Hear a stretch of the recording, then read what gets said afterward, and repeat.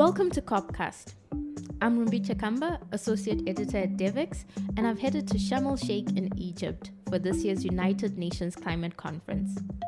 In this podcast series, we bring you inside the walls of the Blue Zone for a series of in-depth conversations with climate and development leaders, asking them the big questions. What's really needed to make meaningful progress towards climate goals, and what role should the development community play to support that? The decision to decarbonize has been taken, and that now opens the door to really have a conversation about everything and include adaptation and make adaptation a very central topic. The private sector has a key role to play in investing in climate change adaptation, and yet currently only 1.6% of all adaptation funding comes from private investment. Our next guest, Matthias Berninger, is a leading voice within the business community. He also knows a thing or two about COPs as a regular attendee at the conferences. Now head of sustainability and public affairs at Bayer, he's seen many sides of the food and agriculture space over the course of his career. In the public sector, he was vice minister in Germany's Green Party, and in the private sector, he previously worked on health and nutrition strategy at Mars. In this episode of COPcast, Berninger tells Devex President and Editor-in-Chief Raj Kumar what 3 critical words the Glasgow Declaration left out, plus 3 things every company should be doing in order to achieve net zero by 2050.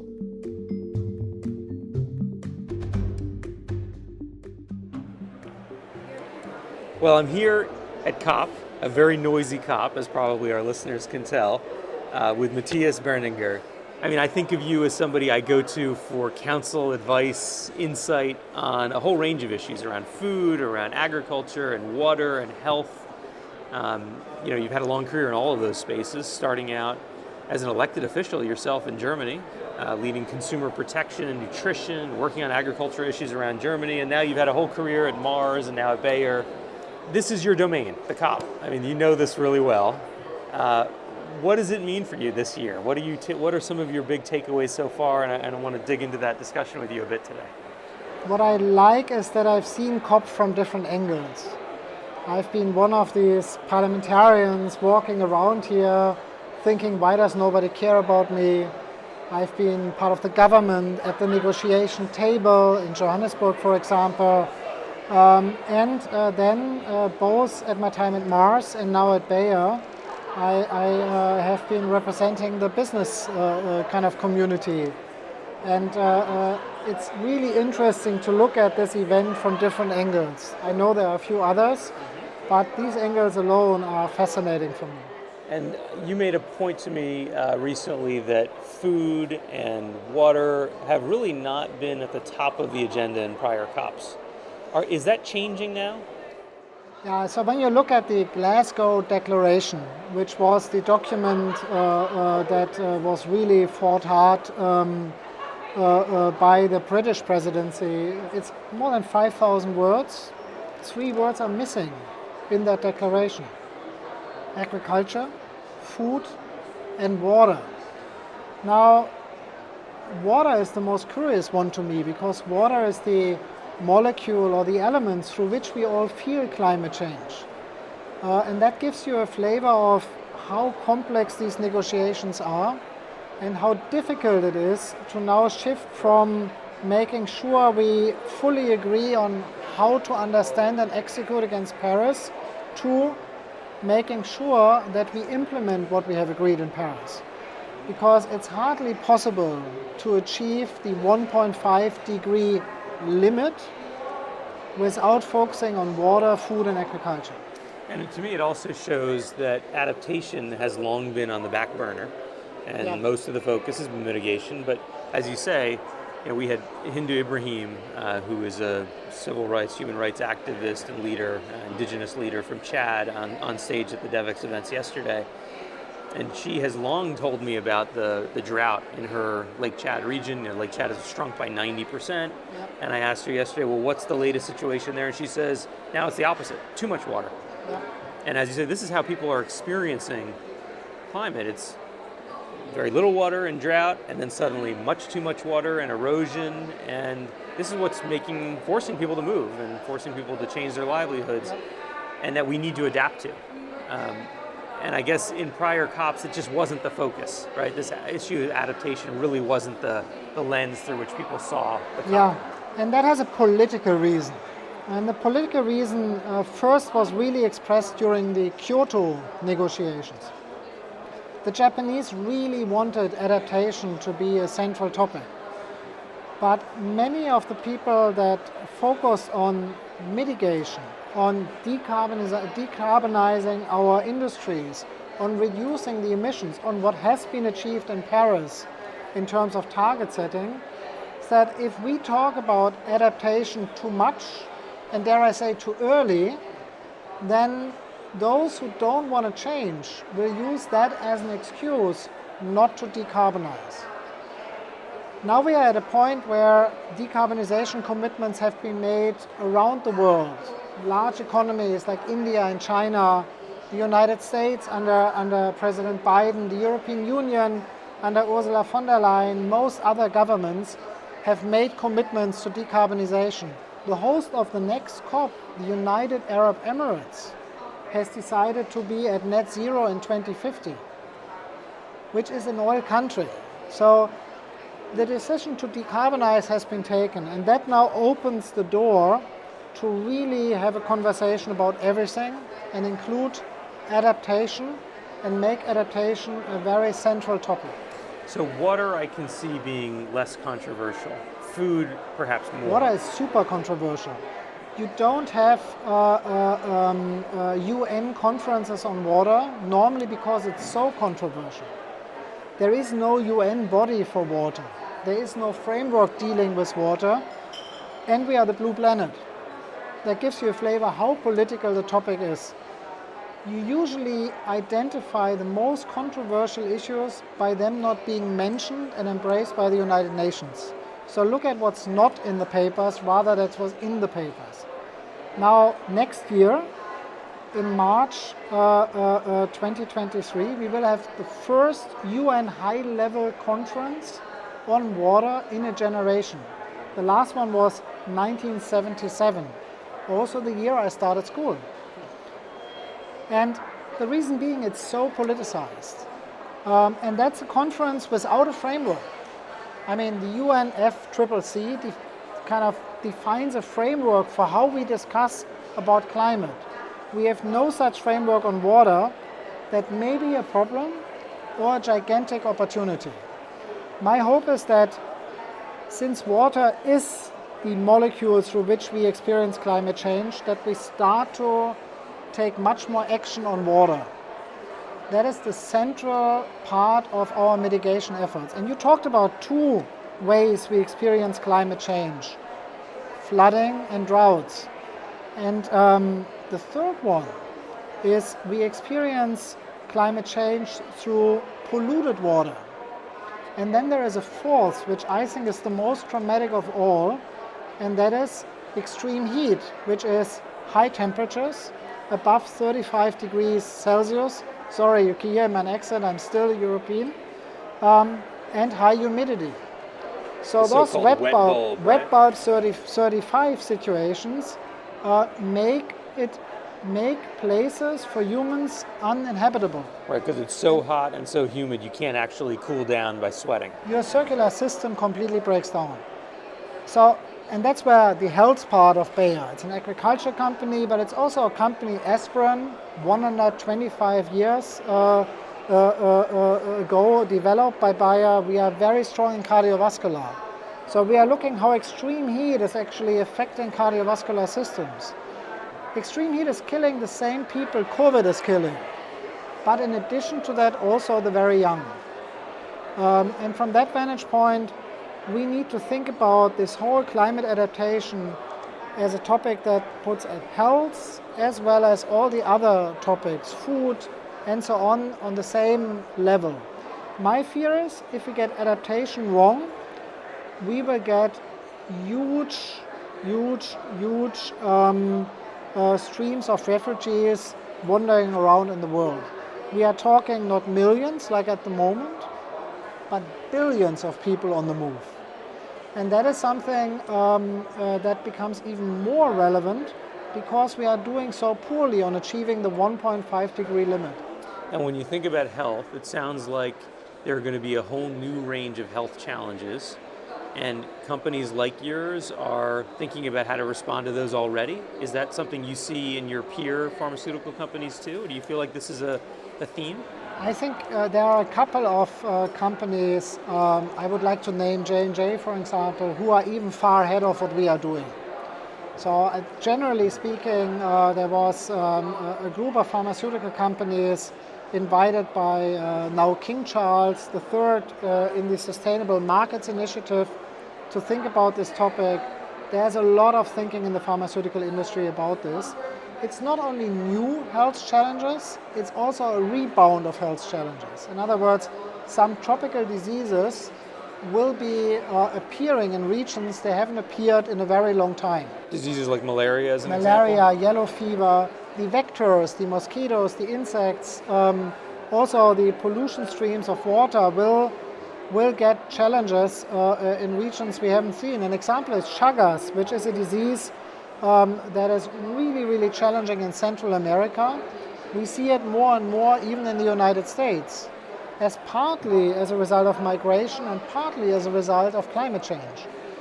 So we have to focus on new and old diseases, but when we talk adaptation, the pharmaceuticals industry needs to focus on this topic. It's not the most attractive topic from like the business development kind of perspective, but it's desperately needed because it affects not millions but billions of people.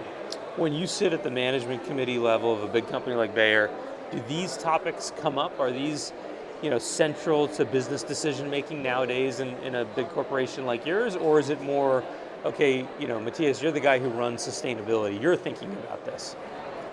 So we have taken a decision to fully integrate sustainability into our business strategy, to avoid that there is like a conversation of a few experts that hang around at conferences like COP or the UN Week or all the other like places of what I call the global zoo, or the World Economic Forum also has a place there. We wanted to avoid that. What we wanted is that our strategic decisions are linked to the question, are we really fully integrating sustainability in our business strategy? This is why we have targets related to sustainability that are part of the board remuneration. We have targets that are audited like our financial KPIs, a very good way to avoid greenwashing. And while we look at how our R&D budget can be prepared for the future that is expecting us. So we have a good understanding of the kind of problems our customers and our patients will face. We have a lot to offer. Are we combining the understanding of the problems with our capabilities in ways that develops the future business? For me, it's integrating sustainability in the business strategy. Do you feel like that is a similar approach that your peer companies are taking as well? Do you think this is becoming more mainstream? I think there are a few companies who are really good at it, and there are lots of companies that are struggling with it. That's how I would describe it.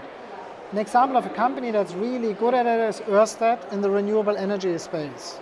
They have been a fossil fuel, hydrocarbon dependent business, and they are now a vanguard company in renewable energy. So they have transformed their business, and they turned from being an element of the elementary part of the problem to being an inspiring part of the solution. I wouldn't say that we are there. Agriculture is also more complex, I believe, than renewables, but we are getting there. We are getting there because I can see decisions being taken through more than just the financial lens, and I can see a lot of attention on the topic on the level of the business leadership team conversations. I'd like us to be faster, but I'm an impatient person. But I can say directionally, we have made a couple of really strong decisions that will get us to a place where our vision of health for all, hunger for none is not something on a wall, but something we inch and hopefully at one point walk and at one point run closer to from a direction.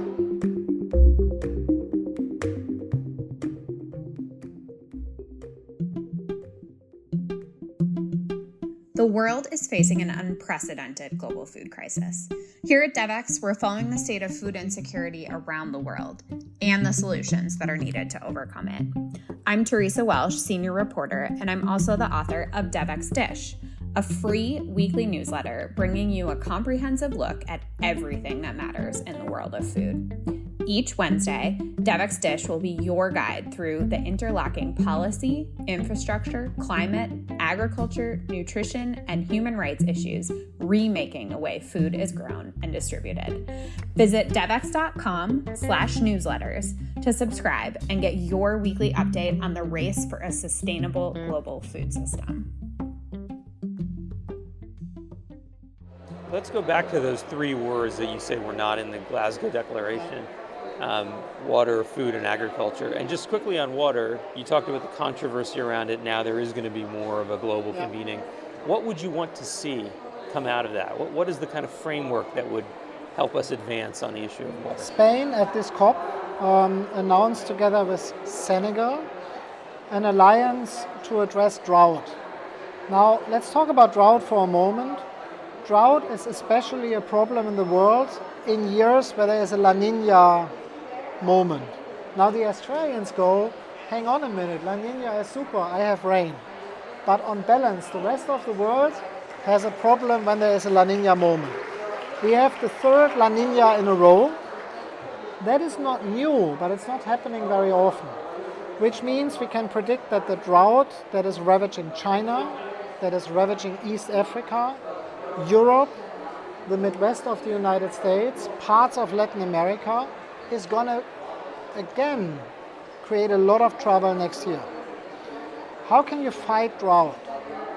First of all, we have to stick to 1.5 degrees. We are roughly at a degree temperature increase right now.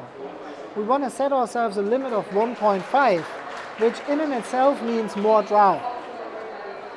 The second thing we need to do, since we will not be able to restore or keep our glaciers. Our glaciers are gone. They are still there, but there is no way that they will stay. Even at 1.5? Even at 1.5. They are melting in some parts of the world at a rapid pace. The reason of this mega flood in Pakistan is linked to it, but we had a record loss of glaciers in the Alps as well this year. They will not be a source of fresh water anymore. This is not a trivial problem. Water is not a renewable resource. We always talk about the water cycle. The water cycle exists, but it exists on a planetary scale. It doesn't exist in a way that we can reliably get our water back. We are losing access to fresh water at a rapid pace, in some areas in uncontrolled ways, like for example in Pakistan. So blue water, water that comes from glaciers, water that comes from the clouds as the result of all the water that you see in the atmosphere above oceans and so on, will be less and less reliable.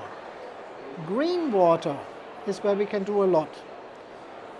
How do we know the difference between green and blue water? We figure it out by looking at the radioactive isotopes of oxygen. And then you see whether a tree or a plant was growing with blue water or with green water, whether the water evaporated from a plant or from the sea. And that gets us to very interesting findings. 70% of all rainfall in Burkina Faso, and arguably there's not a lot of rainfall there, is originating in the forests of East Africa. So forest protection is not only important to avoid that we have additional emissions, it's also important to ensure that green water supply in Latin America, in the Sahel, in parts of Asia stays a reliable source to grow food. 50% of all water in Asia goes only in one crop, rice. 50%. So if we don't get this right, we have a problem, because without water, plants don't absorb carbon. If they don't absorb carbon, they don't produce food. They don't grow. Water is super essential. Now Spain and Senegal have started an initiative, and China and the US both were the first to join to systematically fight droughts. The number one recipe is don't chop down forests, ensure that you invest in nature-based solutions, in this case in plants. They are really important for decarbonization, but they are absolutely essential for livelihoods around the world. So you could say, well, decarbonization, I don't care.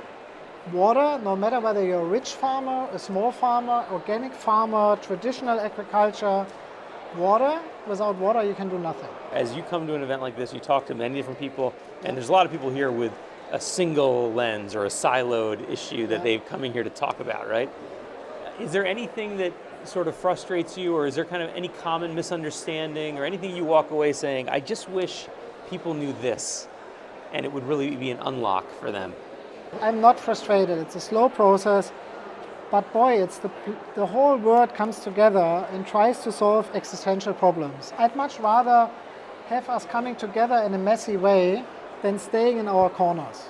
So I'm quite happy with the mess and with the buzz and running into people. I think it's a good thing. It's a celebration that we try to fix something. Now there are a couple of people, including in the business world, who don't want that. And the oil industry has a historic chance. They have the highest profits ever in their history. And I implore them to basically use those profits wisely. Yeah, they can outspend me on lobbying any day.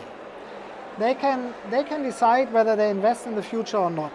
But they have a historic opportunity to do that. The one thing I think people need to understand is when we talk about 1.5 degrees, it's a very comfortable conversation in a way, because nobody produces a degree.